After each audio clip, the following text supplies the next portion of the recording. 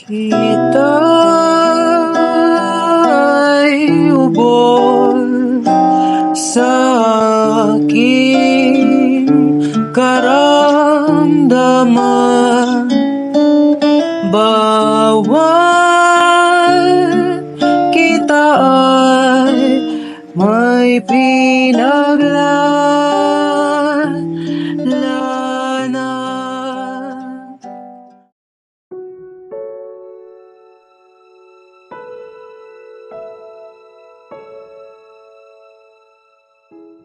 Bawat parte ng katawan ay sadyang napakahalaga.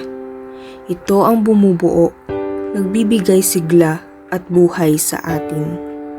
Ngunit, paano kung sariling laman natin ang unti-unting sumisira sa ating kinabukasan?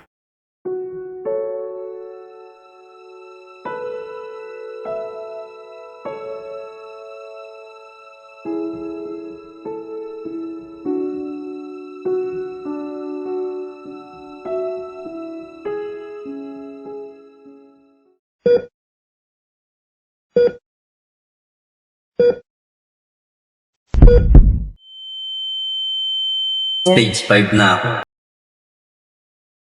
Tuloy po ang pagdami ng mga Pilipinong may chronic kidney disease o sakit sa bato. 7 milyon na sila pero posibleng mas marami pa.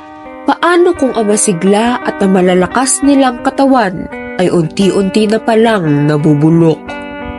Magiging makulay pa ba ang kanilang kinabukasan? Magiging masarap sa mata pa ba ang kanilang mga ngiti? Magiging masustansya pa ba ulit ang kanilang katawan?